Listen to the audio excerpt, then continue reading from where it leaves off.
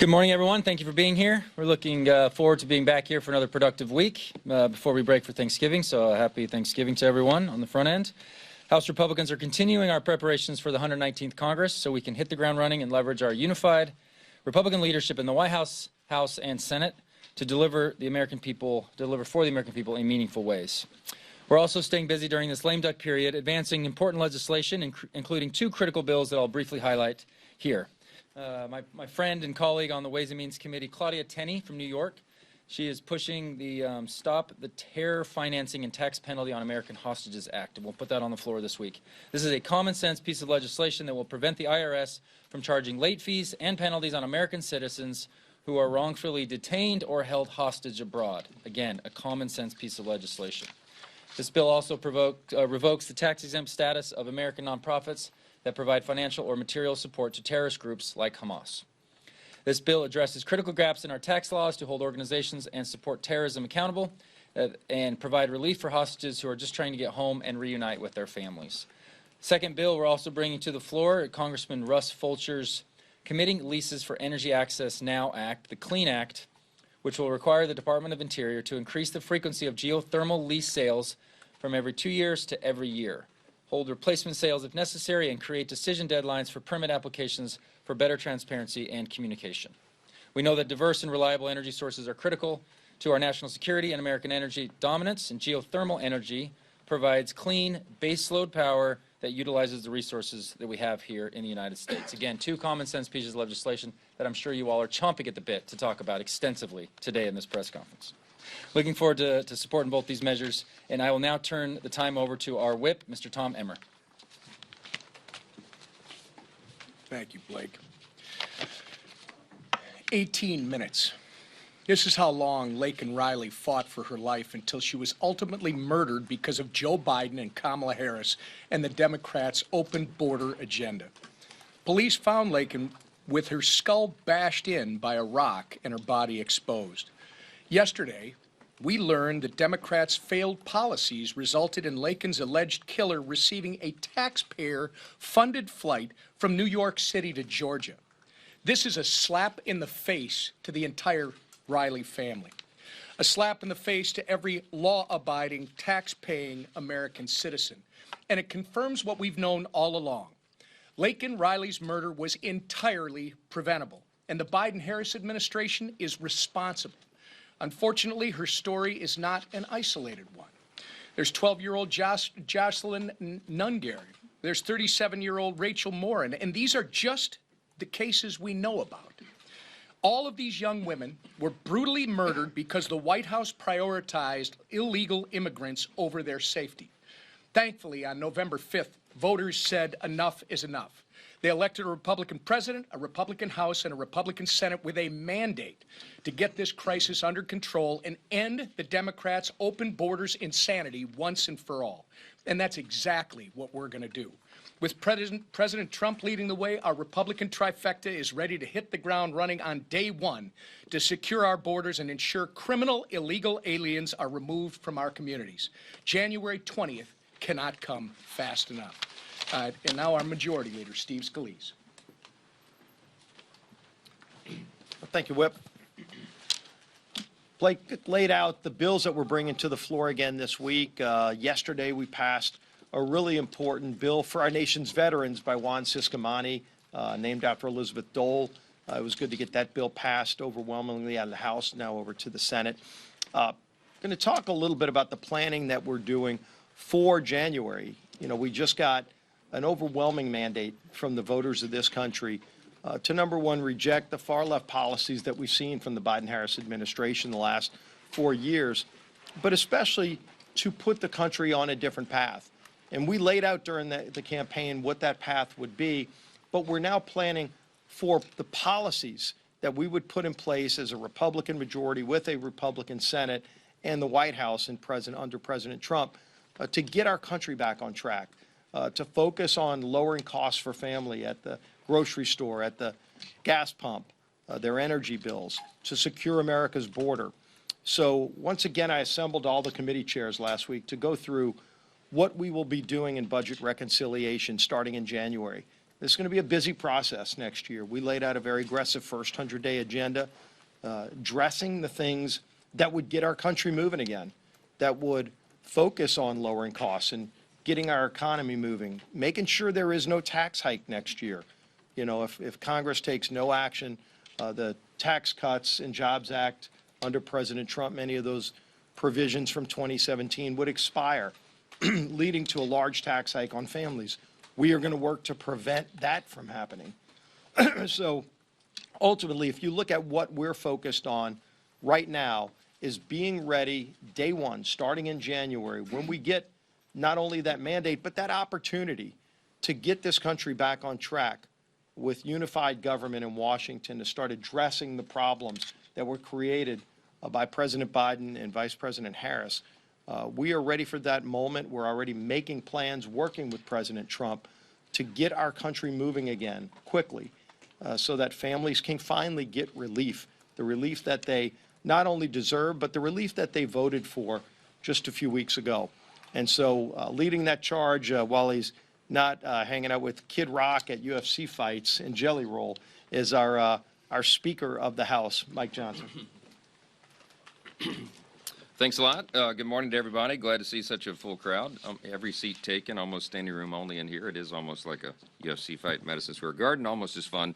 All seriousness, we had a great weekend at Mar-a-Lago with President-elect Trump, talking about the legislative plan, talking about the agenda going forward, lots of substantive discussions. I met with President Trump and President-elect Trump and Vice President-elect J.D. Vance and their senior policy leaders, and there's no daylight between their agenda and what they envision and what we envision for the House. And in order to accomplish all of that, the President needs an aggressive cabinet, and he has put forward some extraordinary nominees. I've met with many of them individually since those announcements have been made, and we're excited about the days ahead. House Republicans are committed to working with President Trump and his nominees and the administration as we prepare for what will be a breakneck 119th Congress. The agenda will be fast-paced. The first 100 days will be very full, as we have a lot to fix. And as I've said many times, I believe President Trump could be the most consequential president of the modern era because we have to fix everything. And by extension, Congress can be as well.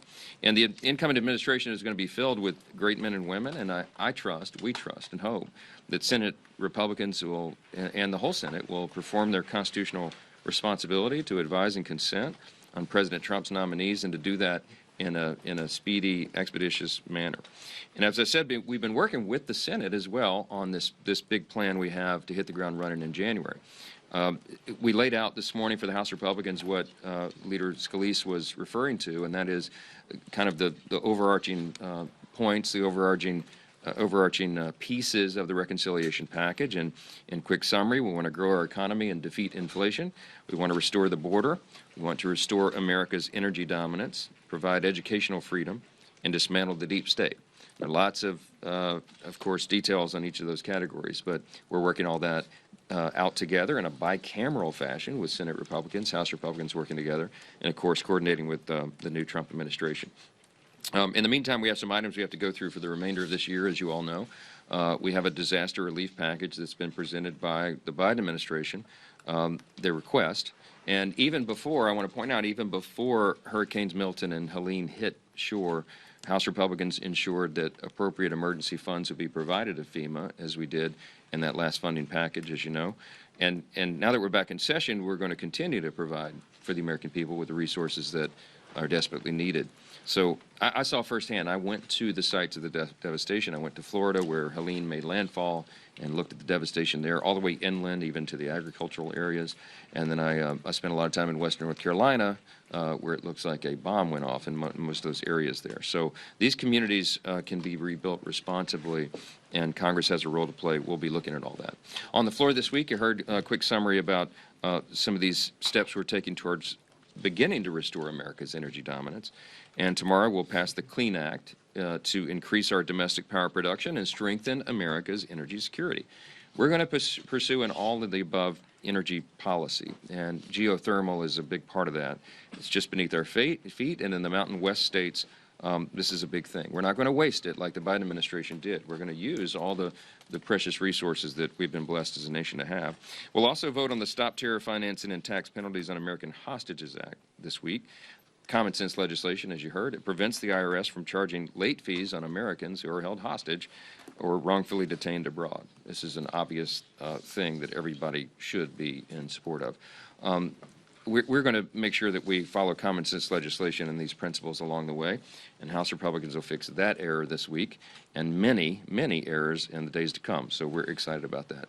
I'll just say one quick note, and I'll take your questions. We just had a great gathering of all the House Republicans, as we do each week, and we had many of our member-elects, new members who will be coming in, Republican members in the 119th Congress. It's an extraordinary group. They've been on the Hill for the last week or so, having their orientation. I'm really proud of this group. They have an extraordinary set of skills and expertise they bring to the table and life experiences. Pound for pound, I think it's one of the strongest classes maybe that's ever come in for our party, and I'm really excited about what they'll contribute. And I told them and all of our members this morning as we approach Thanksgiving, it's an appropriate time for all of us to be thankful, not just for the immediate blessings of our family and friends and the things that we enjoy, but for this great country. And the fact that I believe that we've been given the great blessing of an opportunity to save America. And that's what we intend to do, and we have a very deliberate agenda to pursue to make sure that happens. So we're looking forward to getting to work. Yes, sir. Mr. Speaker, is freshman-elect Sarah McBride a man or a woman? Look, I'm not going to get into this. We welcome all new members with open arms who are duly elected representatives of the people. I believe it's a command that we treat all persons with dignity and respect, and we will. And I'm not going to engage in silly debates about this. There's a concern about the uses of restroom facilities and locker rooms and all that. This is an issue that Congress has never had to address before, and we're going to do that in a deliberate fashion with member consensus on it, and we will accommodate the needs of every single person. That's all I'm going to say about that. Yes, sir. Do you plan on bringing Nancy Mace's transgender bill and putting that into the rules package? I'm not going to address the plans on any of that. I just told you what I'm going to say about the issue. I'm not going to engage in this. We don't look down upon anyone. We treat everybody with dignity and respect. That's a principle that I've pursued my whole life, and we will take care of this, issue of first impression for Congress, as we will any other thing. We'll provide appropriate accommodation for every member of Congress. Mr. Speaker, I wanted to ask you, so you've repeatedly said that one way you want to try to invigorate the U.S. economy is through confronting China. So broadly, how do you envision confronting China economically, and do you support specifically a bill like Congressman John Molinar's that was introduced last week that would strip China of the preferred nation status?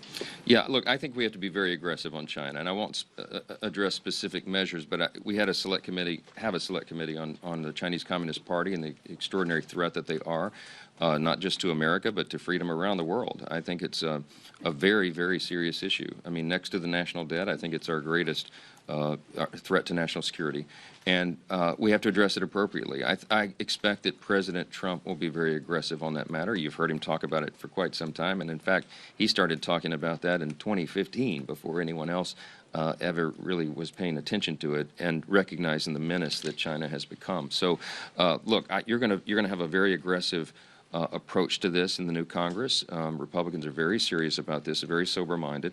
We have lots of legislation, lots of measures that we'd like to pursue, but I'm not going to get in front of that and tell you what all that will be yet. Just know that we will take this very seriously. I think we've got to address it. Yes, ma'am.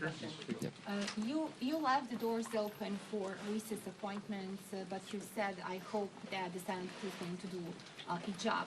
My question, will the confirmation process be the ultimate test of the Republican Party unity or bipartisan cooperation in Washington? Well, look, it all remains to be seen. I mean, I genuinely believe that the Senate should do its job. I think it's an important principle for us to maintain that an incoming president gets to select their own team. I think that's an important principle. The advise and consent responsibility is given to the Senate in the Constitution.